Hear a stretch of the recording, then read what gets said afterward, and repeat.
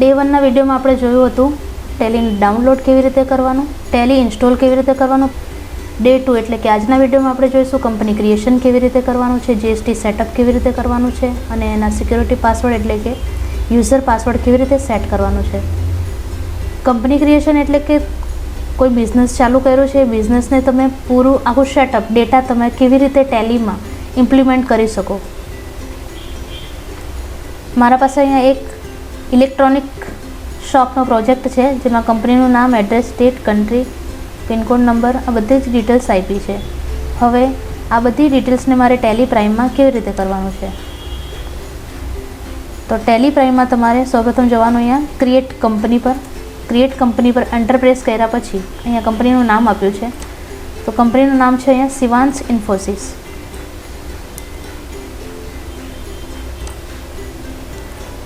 Copy paste કરી લેજો.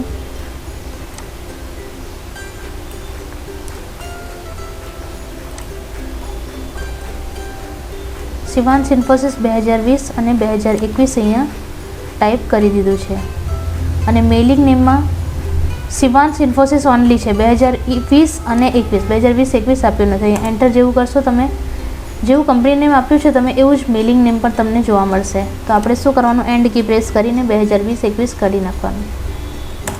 Enter કર્યા પછી અહીંયા એડ્રેસ આપ્યું છે, એડ્રેસ તમારે ટાઈપ કરી લેવાનું. અહીંયા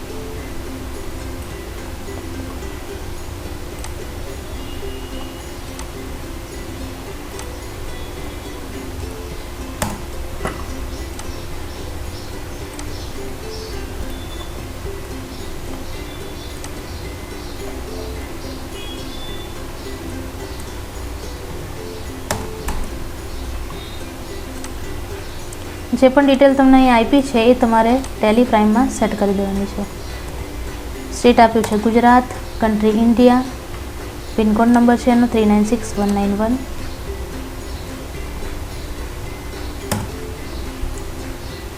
ટેલિફોન નંબર આપ્યો છે એને પણ આપણે કોપી પેસ્ટ કરી લઈએ.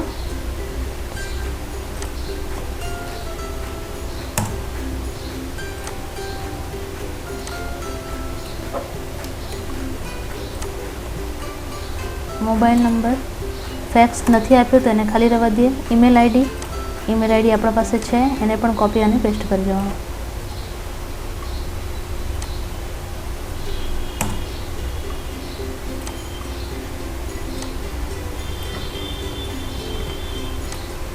ફાઇનાન્શિયલ યર બિગનિંગ્સ ફ્રોમ 1 એપ્રિલ 2020 રહેશે. બિગનિંગ્સ ફ્રોમમાં ધારો કે આપણો બિઝનેસ જુલાઈથી ચાલુ થયો હોય કે ઓગસ્ટથી ચાલુ થયો હોય તો એના માટે તમે અહીંયા ઓગસ્ટ કે જુલાઈ જ્યારથી સ્ટાર્ટ થયું હોય એ ડેટ તમે આપી શકો. અહીંયા તમને આનો ઓપ્શન આપ્યું છે. અગર આ ઓપ્શન તમારા સ્ક્રીન પર શો નહીં થતું હોય તો F12 અહીંયા રાઈટ સાઈડ પર કોર્નર પર F12 કન્ફિગર આપ્યું છે એના પર ક્લિક કરવાનું અને કન્ફિગરેશનમાં પ્રોવાઈડ કોન્ટેક્ટ ડિટેલ છે, યુઝ ટેલીવર્ડ પાસવર્ડ છે, યુઝર એક્સેસ કંટ્રોલ આ બધા જે પણ ઓપ્શન છે એને નો હશે એને તમારે યસ કરવાના રહેશે જેથી તમારા સ્ક્રીન પર શો થશે. ટેલી ચાલુ કરવા પહેલાં જો તમારે યુઝર પાસવર્ડ નાખવો હોય તો control user access two company data એને યસ કરવાનું રહેશે. જેવું યસ કરશો એટલે યુઝર નેમ અને પાસવર્ડ પૂછશે તમને. ધારો કે અહીંયા યુઝર નેમમાં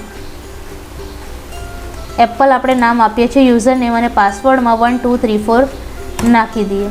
કન્ફર્મ પાસવર્ડમાં પાછું 1234 લઈ લેવાનું અને એન્ટર કરીને સેવ કરી શકો અથવા તો કંટ્રોલથી પણ સેવ કરી શકો.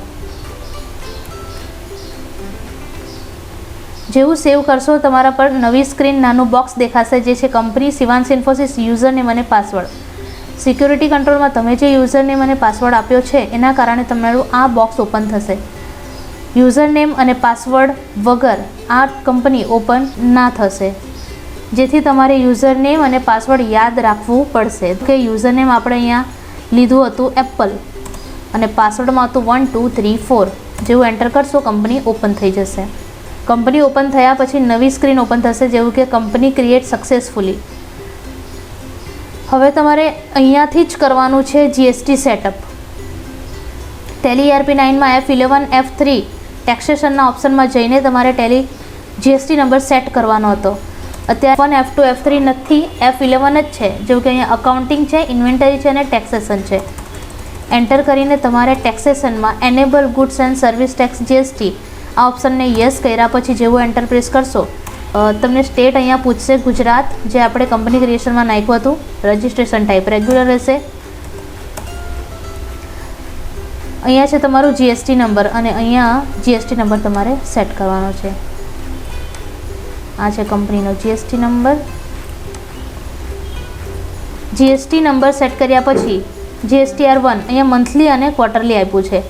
જો તમારે રિટર્ન ફાઇલ મંથલી થતું હશે તો તમારે મંથલી સિલેક્ટ કરી લેવાનું, અને જો તમારું રિટર્ન ફાઇલ ક્વાર્ટરલી કરતા હશો તો તમારે ક્વાર્ટરલી કરી લેવાનું. અત્યારે મારી પાસે અહીંયા મંથલી રિટર્ન ફાઇલ કરવાનું છે તો હું મંથલી સિલેક્શન કરી દઈશ અને અહીંયા કંટ્રોલ એથી સેવ કરી લો અને પાછું કંટ્રોલ એથી સેવ કરીને ગેટવે ઓફ ટેલી પર જવાનું છે. શિવાંશ ઇન્ફોસિસ 2020-21 આ કંપની ક્રિએટ થઈ ચૂકી છે અને મેઇન સ્ક્રીન છે ગેટવે ઓફ ટેલી. તો આ બધી કંપનીની જેટલી પણ ડિટેલ હતી એ ટેલી પ્રાઇમમાં બધી ફિલઅપ કરીને કંપની ક્રિએટ અહીંયા થઈ ચૂકી છે. તો આજના વિડીયોમાં આપણે જોયું કંપની ક્રિએટ કેવી રીતે કરવાનું, GST નંબર સેટ કેવી રીતે કરવાનું, યુઝર પાસવર્ડ કેવી રીતે નાખવાનો. Thank you so much.